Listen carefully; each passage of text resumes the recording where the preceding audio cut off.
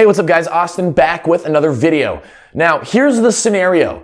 I've been doing high intensity interval training workouts 5 to 6 days a week for the last year. I saw amazing results at the start, but lately I haven't been making any improvements, any changes to the scale, any changes to my body, and I don't know what to do. If that sounds anything like you in your situation, we're going to discuss the probable reason why that's the case. Now, I want to preface this by saying there could be a lot of factors that are contributing to the fact that you're not seeing results anymore. You know, it could be a change to your eating habits, a change to your sleeping habits. You know, you might be going out a lot more than you used to. Who knows what the actual specific might be? But something about these specifics that not a lot of people think about has to do with the frequency of your workouts. And I'm here to tell you that 5 to 6 days a week of high intensity interval training in the form of like these hour-long classes like Orange Theory Fitness or Barry's Boot Camp, 5 to 6 days a week is too much. It's too much. Now, I'm an Orange Theory coach. Shouldn't I be encouraging everyone to come as much as possible?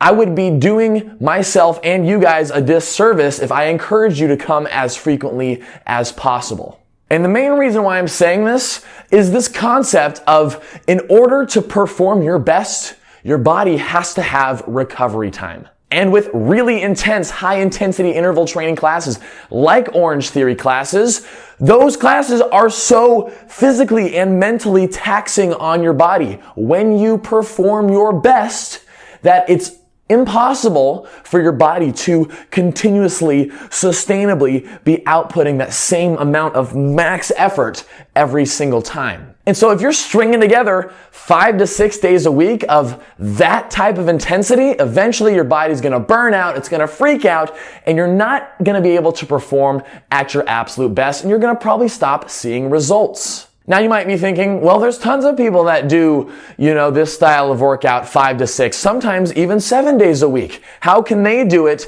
and I'm having all these problems? I'm here to tell you, and this is no offense to anyone, please don't take it offensively, but I'm just telling you the physiological truth of how the human body is. If you are doing this type of workout 5, 6, 7 days a week, you are not performing at 100% max effort. I said it. You might think you are, and you might be trying your best. You really might be trying to dig and give your absolute best, but physiologically, it's impossible for your body to sustain your true potential for that many days in a given week. And especially if you're compiling weeks and weeks and weeks of this same sort of mentality, all of a sudden you're taxing your body so much that it can't get the recovery it needs, and all of a sudden, high intensity interval training becomes 85% sort of flatlined effort for, however many days in a row. And it's because of this that you could stop seeing results. One of the great benefits of high intensity training is this idea of spiking your heart rate up, bringing it back down, making commitments of maximal effort followed by periods of recovery. And again, when your body is so taxed from so many days in a row, weeks on weeks on weeks on end, your body is just not getting the recovery. Your nervous system is not getting the recovery. Your mind is not getting the recovery it needs to perform at its best and continue to improve. People see the best results from high intensity interval training from 3 to 4 sessions a week. Now, let's say you're someone who wants to work out more than 3 to 4 days a week.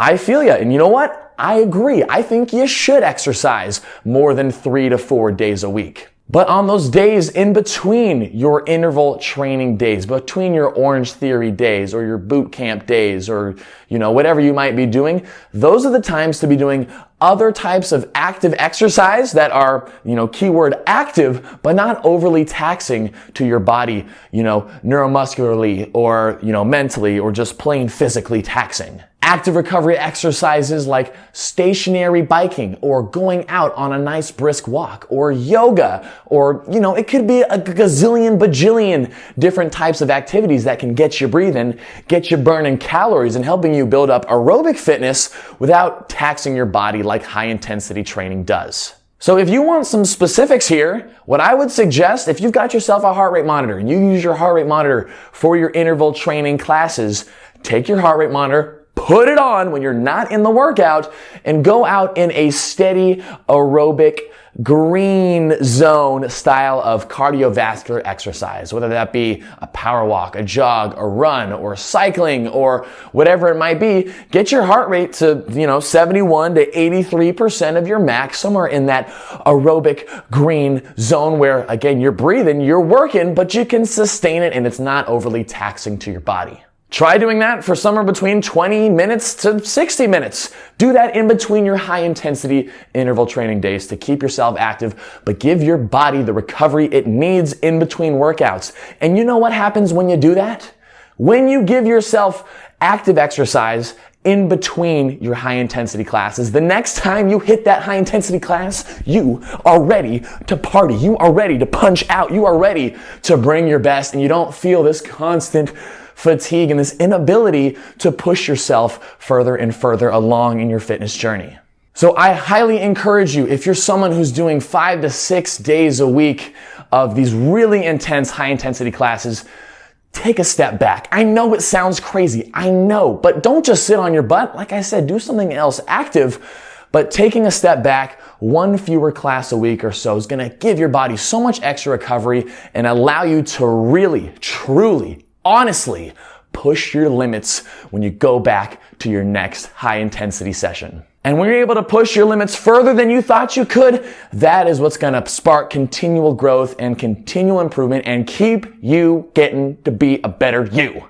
So I know that was kind of a rant, and I, again, wasn't meaning to offend anyone. I'm just trying to bring forth the reality of the situation and help you understand that more is not necessarily better. We really have to take extra special care of ourselves when it comes to recovery between high intensity exercise. So give your body the recovery it needs. If you guys want more details on sort of what I'm talking about on things to do in between your high intensity classes, let me know down in the comments. I'll make a video about that too. But I hope this could help you out. I hope this could shed a little light onto the subject, onto the topic, and help guide you towards the right direction to head in. So guys, thank you so much for watching the video. Let me know what you think. And guys, I'll see you in the next one.